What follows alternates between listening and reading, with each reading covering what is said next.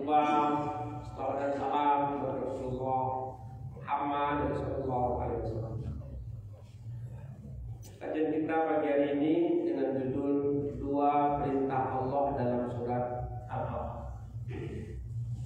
Sepakat para ulama bahwa surat yang pertama turun itu adalah surat Al-Alaq, bertempat di Gua Hira. Surat Al-Alaq disebut juga dengan surat Makkiyah, surat yang turun ketika Nabi Muhammad berada di kota Mekah. Umumnya surat pendek-pendek itu disebut dengan surat Makkiyah, termasuk surat Al-Kautsar. Inna a'tayna al-Kautsar, pendek-pendek, disebut dengan surat Makkiyah. Al-Kautsar itu perintah untuk mensyukuri nikmat supaya berkurban Idul Adha. Kalau surat yang panjang-panjang itu turunnya di Madinah setelah Nabi hijrah. Termasuklah perintah puasa, termasuk perintah haji, turunnya di Madinah. Mana yang dulu dikerjakan oleh Rasulullah, ibadah kurban atau ibadah puasa? Mana dulu? Dulu ibadah kurban, karena perintah kurban ketika Nabi di Mekah. Jadi ketika Rasulullah pindah ke Madinah, Rasulullah telah melaksanakan kurban, Idul Adha, Idul Fitri belum. Perintah ibadah puasa itu turun tahun kedua setelah Nabi hijrah. 2 tahun Nabi di Madinah, turun perintah kutiba alaikumus syiyam. Ada yang unik dalam surat Al-Alaq. Surah Al-Alaq jumlah ayatnya 19. Ketika kita urut dari atas ke bawah, dari An-Naba, Al-Alaq itu urutan yang ke-19. Ketika kita urut dari Anas ke atas, Al-Alaq urutan yang ke-19. Luar biasa. Nah, di ayat yang ke-19-nya atau 18-nya Allah bercerita tentang malaikat Zabaniyah. Malaikat Zabaniyah, malaikat penjaga neraka yang keras, kasar, pakak, maki-maki orang yang akan masuk ke dalam neraka itu dia takut dia. Ada riwayat menjelaskan 40 tahun kemudian baru kita dengar maki yang kata yo. Hal itu diungkapkan Allah dalam surah At-Tahrim ayat 6. Ya ayyuhallazina amanu qu anfusakum wa ahlikum nar wa quduha an-nas wal hijarah 'alaiha malaikatun ghilasun shidad. Ini memerintahkan agar orang-orang beriman menjaga dirinya dan keluarganya dari azab api neraka. Nah, ini panggil kembali orang beriman. Hai orang beriman, orang beriman, jaga dirimu, keluargamu dari azab api neraka. Kenapa Allah memerintahkan menjaga diri dan keluarga? Bapak Ibu jemaah subuh yang dimuliakan Allah, andai kata ada keluarga kita yang masuk neraka besok Bapak Ibu, dan kita ditakdirkan masuk surga, insya Allah kita yang hadir ini calon masuk surga.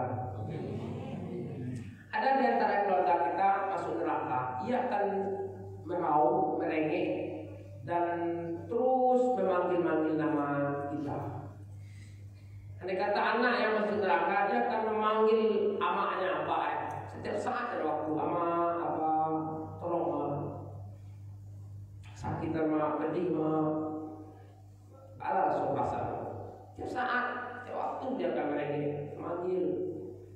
itu diungkapkan oleh Allah dalam Al-Quran surat Al-A'raf ayat 50. Wa nada ashabun nar ashabal jannah.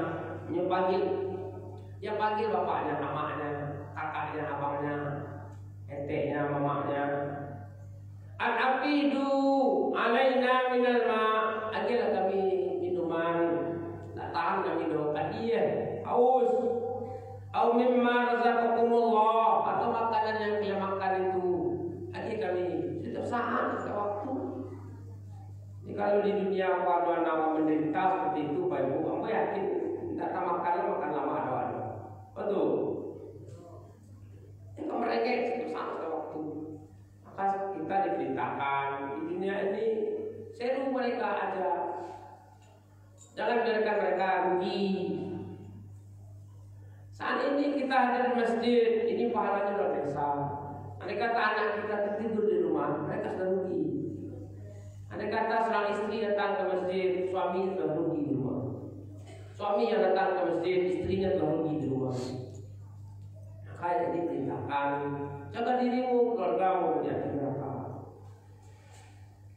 Wa quduhan nas wal hijarah. Bahan bakar neraka itu manusia dan batu. Kenapa manusia dan batu bahan bakar neraka?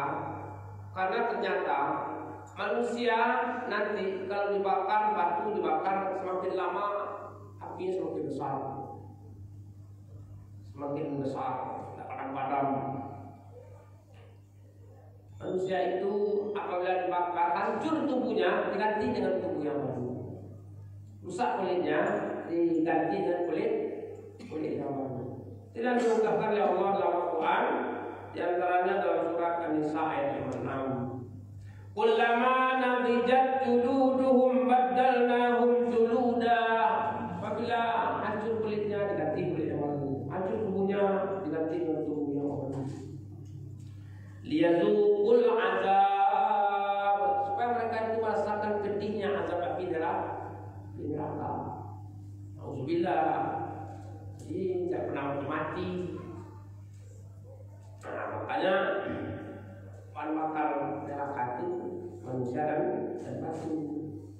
Tapi neraka itu panas luar biasa, panas.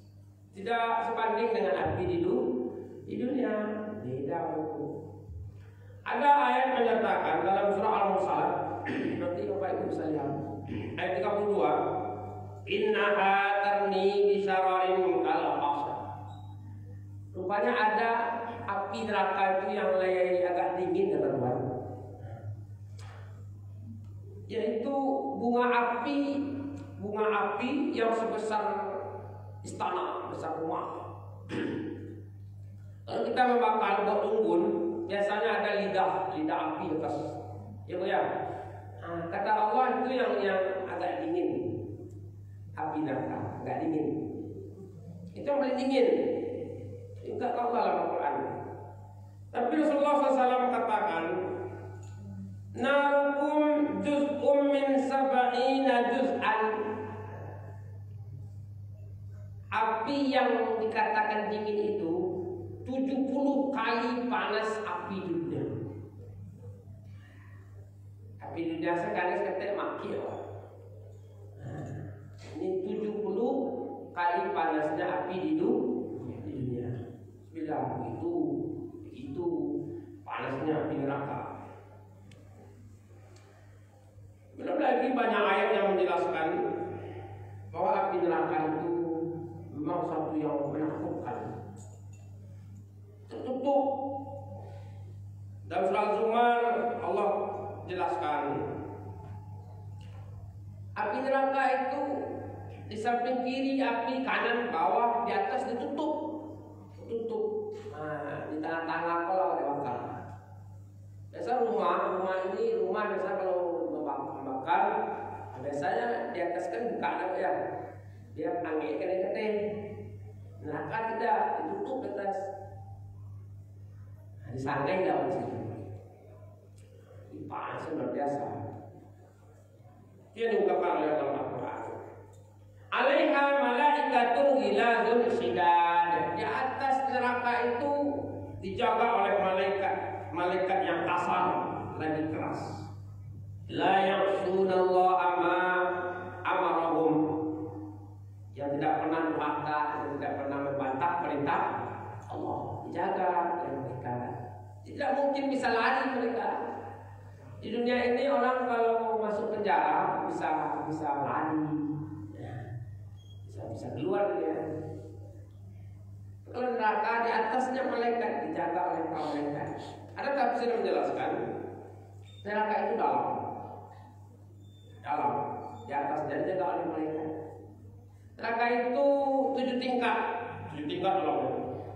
Neraka yang paling dalam itu neraka Jahanam. Tahubannya seperti sumur, Bapak Ibu. Sumur, ketika ditanya oleh tetangga, Pak, sumur apa? Orang lain, Pak, 7 cincin. 7 cincin bos.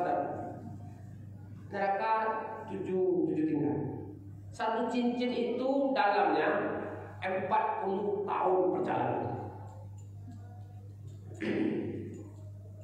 Maka orang yang divonis masuk neraka Jahanam, ya kecil kemungkinan bisa keluar dalam. Karena satu hadis Rasulullah sedang duduk dengan sahabat, terdengar suatu dentuman yang sangat keras. Lalu sahabat bertanya, Rasulullah, suara apa itu? Rasulullah katakan itu adalah batu yang dilemparkan 40 tahun yang lalu dalam neraka. Nah, itu sampai alam.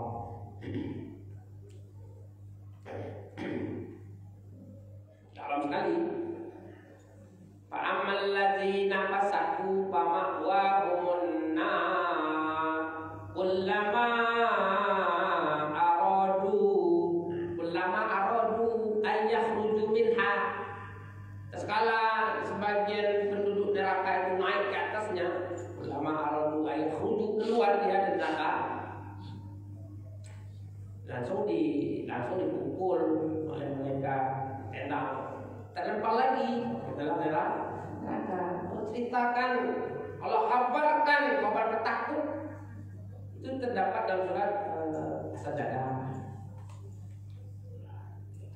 Maka oleh sebab itu, agar kita terhindar dari informasi yang disampaikan oleh Allah, neraka Jahanam, malaikat terbadia yang keras kasar itu, maka mari kita amalkan 2 perintah Allah dalam surat Al-Alaq. Nah, apa sih perintah Allah dalam surat Al-Alaq itu? Pertama, Iqra bismi rabbikal ladzi khalaq, membaca, belajar. Di dunia ini kita disuruh banyak-banyak belajar, membaca. Apa yang mesti kita baca? Ayat Allah. Perbanyak membaca Al-Quran.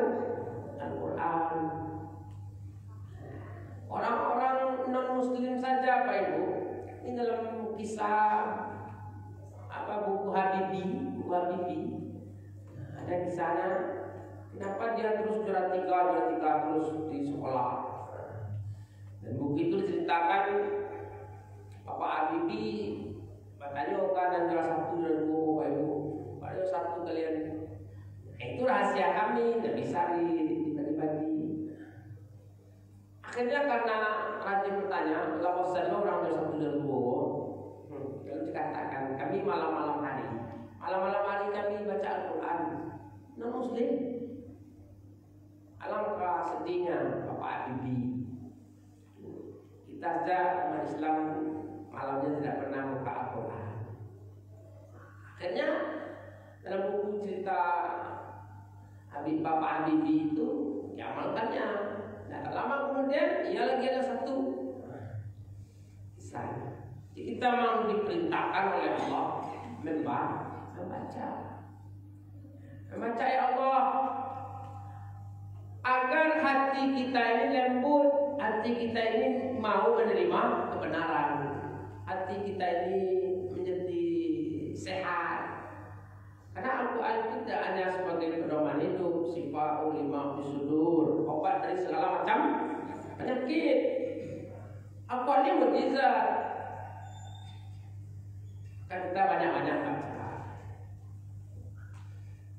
Kamu 3 hari kok, 3 hari kok 3 kali lo takziah. Tak payah sampai ke jemaah. Memang kita disuruh banyak-banyak membaca Al-Quran. Apabila kita berada di kubur, nanti kita akan ditanya, "Ma'rabuka?" Siapa Tuhan engkau? Kalau kini ya bisa jawab Allah yang menciptakan engkau, menciptakan langit dan bumi. Ini bisa jawab bu. Orang yang tidak biasa membacanya di dunia ini tidak akan bisa menjawab. Sulit. Mana Nabi buka? Siapa Nabi engkau? Nabi Muhammad SAW tidak bisa jawab seperti itu. Kalau hari ini kita sering main HP saja, siapa Nabi engkau? HP. Yang boleh seperti itu karena kecintaannya kepada HP. Tak ada sedikit pun kecintaannya kepada Rasulullah. Tak pernah mereka membaca riwayat Rasulullah, apalagi itu Rasulullah. Aku punya kawan apa ibu cemburu menjelek. Apabila disebut nama Nabi Muhammad meleleh yang tahu. Karena rindunya kepada Muhammad. Saya tiada rindu. Aku nanti siapa nabimu? Antara bisa jawab tidak. Nah, untuk mendatangkan kecintaan itu memang patut disebut. Kita ini lebih semakin cinta kepada kita, kepada istri kita, semakin cinta kita mesti banyak berkorban. Kalau suami yang cinta kepada istrinya, tidak mungkin suami sudah pakai cancak ya, pakai ame, pakai tidak. Semakin besar pengorbanan seorang suami kepada istrinya, semakin dalam cinta kepada istrinya. Kita dituntut pengorbanan kita kepada Nabi. Maka kita hari ini masih bangga Bapak Ibu. Ketika Nabi kita dihina oleh orang-orang yang tidak senang kepada Nabi, ada saja umat Islam yang bangkit naik. Timbul jihadnya, jihad fisabilillah. Ini bukti kecintaan Rasulullah. Ada orang yang dihina agamanya, ala-ala Alhamdulillah.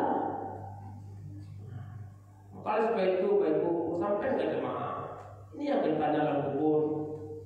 Apa kitabmu? Kitab Al-Quran. Tidak sudah itu jawab-jawab. Mesti hari ini kita tampakkan keseriusan kita dengan Al-Quran. Orang soleh dulu Imam Syafi'i berwajib Bapak-Ibu, kalau bulan Ramadan sehari khatam Al-Quran.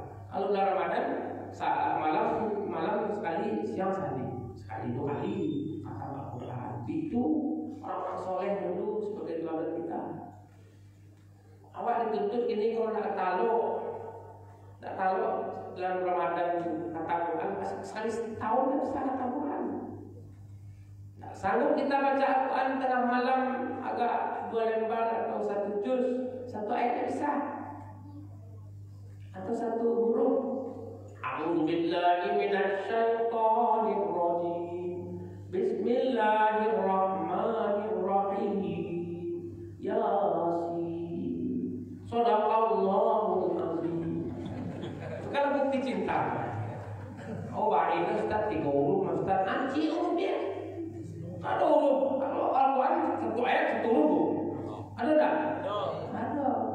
Nun. Sampai balas 100 kebaikan. Tapi niatnya mau baca Al-Quran. Jangan nih nun jauh di sana. Jadi apa itu yang dimuliakan Allah? Kita mau banyak disuruh baca. Orang yang ingin bahagia di dunia, orang yang berilmu. Man arada dunia alim bil ilmi. Saya ingin senang di dunia dengan ilmu. Saya ingin senang di akhirat dengan ilmu. Wa man arada huma alim bil ilmi. Saya ingin dunia akhirat dengan ilmu. Maka jangan biarkan anak kita berhenti sekolah. Mereka harus belajar. Kita mesti bertema dengan orang soleh. Walaupun dia tidak berbicara tentang ilmu agama, tapi kita berteman saja dengan orang soleh. Kita akan dapat berkah, yakinlah. Aku dulu Bapak Ibu tekanan waktu belajar di sekolah ilmu agak otak dipanjang kawan beda. Pesantren 7 tahun. Kawan pola lihai awak mamano jadi wah hebat orang. Tapi kita berteman dengan dia. So STI sekolah tinggi Al-Quran. 2 tahun sama kawan 3 orang lebih 2 tahun hafalan kawan pola 6 juz 8 juz awak 1 juz dulu. Enggak parah kan. Tapi hari ini terasa, berkahnya terasa. Kita jadi berkah saja, berkah hidup. Oleh sebab itu membaca, belajar. Ya ma'illahu lazi, dakwahlah yang ingatkan orang yang berilmu itu akan kami angkat derajatnya sedikit, angkat derajatnya. Orang berilmu ini tenang hidupnya baru. Dengan ilmu bisa cari harta, tapi kalau dengan harta belum tentu dapat ilmu. Harta semakin banyak, semakin susah untuk menjaganya. Ilmu semakin banyak, dia yang menjaga kita tenang hidupnya. Itu hebatnya orang-orang berilmu. Mati dia Bapak Ibu, amalannya akan terus mengalir sampai kiamat. Ilmu yang tafaudi, ilmu yang diajarkan, diajar ke kawan ilmu, satu ilmu kebaikan, maka lainnya amal seru Bapak Ibu dapat. Wajar anak membaca Al-Fatihah, hafal oleh dia. Mati kita Bapak Ibu, selagi dia membaca yang kita ajarkan, kita dapat pahala. Dapat pahala terus tanpa mengurangi pahalanya. Makanya hari ini seorang ayah, seorang ibu, dia berlomba-lomba mengajarkan anaknya Al-Fatihah. Tek-tek lah diajar. Sana dulu baca itu, ada lucu kan. Anakmu ini lalu bekal, bisa baca Al-Fatihah.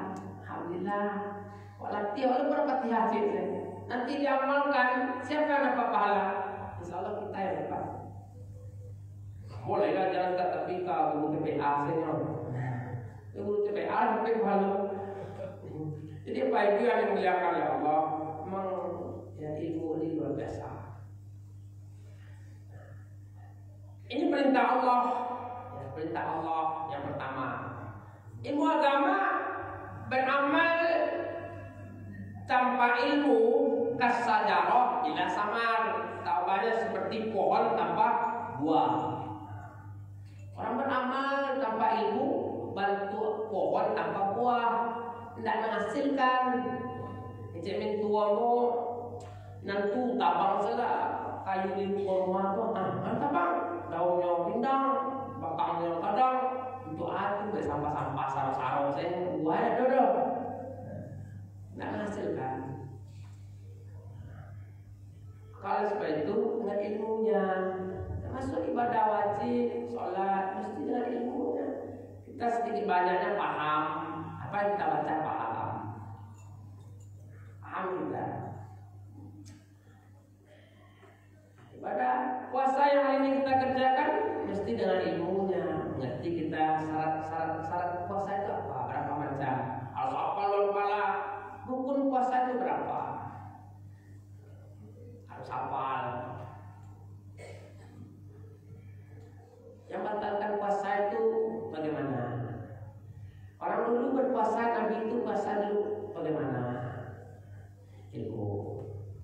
Oleh sebab itu taklim, belajar itu hukumnya wajib. Man kharaja bi talabil ilmi, saya keluar rumah untuk menuntut ilmu agama, sesungguhnya dia sedang jihad fisabilillah. Kita sambil ibadah hari ini kita taklim hukumnya wajib, bagian dari jihad. Jihad melawan, berperang melawan orang kafir itu satu banjir, satu bagian kecil. Menyampaikan dakwah kepada pemimpin yang zalim itu jihad. Menuntut ilmu jihad. Mati kita Bapak Ibu, insyaallah kita mati sahih. Jadi memang untuk ilmu luar biasa. Minal mahdi ila lahdi. Untuk ilmu ini sampai mati. Itu buktinya roh ini. Roh kita ini butuh terus nasihat, butuh nasihat. Kalau jasmani ini 4 sehat 5 sempurna selesai. Sehat 5 sempurna. Jasmani ini terlalu rakus kita benar. Makanya satu hikmah perintah puasa kan hikmahnya seperti itu Bapak Ibu. Kurangi makan. Hasilnya bagaimana nanti Bapak Ibu orang bertakwa itu? Hasilnya nanti orang bertakwa itu tidak, ya dia tidak rakus lagi kepada yang halal. Puasa ini kan yang haramkan yang halal, makan kita kan halal. Boleh makan. Minum kan halal, boleh minum. Istri kita, istri halal nggak Pak? Itu kalau istri awal, ya, halal. Ramadan ini yang diharamkan. Cukuplah Ramadan ini. Ada kayak istri itu Pak Ibu, 4 saya kan menahan. Jam sampai siang ini pakai anduk dalam ke buku. Ada tinggal bang, lagi cari sih. Coba terkam, sampai kan ini berdosa mesti bertobat. Yang kedua, bayar dan yang lain, ya. Yang ketiga, bayar kepalanya. Biasa makan minum, makan walaupun sedikit saja batal puasanya. Akhirnya dilatih 1 bulan. Nanti habis Ramadan kita tidak lagi rakus pada yang halal, tidak rakus lagi, jijik kepada yang haram. Itu sebenarnya latih. Ya Pak Ibu yang dimuliakan Allah, perintah Allah yang pertama belajar. Yang kedua, khalaqal insana min alaq. Alaq itu artinya ketergantungan. Manusia, kita ini manusia sosial, perlu orang lain, perlu teman. Tidak ada manusia yang bisa hidup sendiri, tidak ada. Senyum pun perlu kawan. Coba kalau seorang nanti dia nak buat kagami, perlu teman. Maka mari kita jaga ukhuwah. Kata Rasulullah dalam sebuah hadis, manfaat satu rahmi itu rezekinya banyak kawan, banyak rezeki gitu orang. Emang terasa Pak Ibu, banyak kawan rezeki.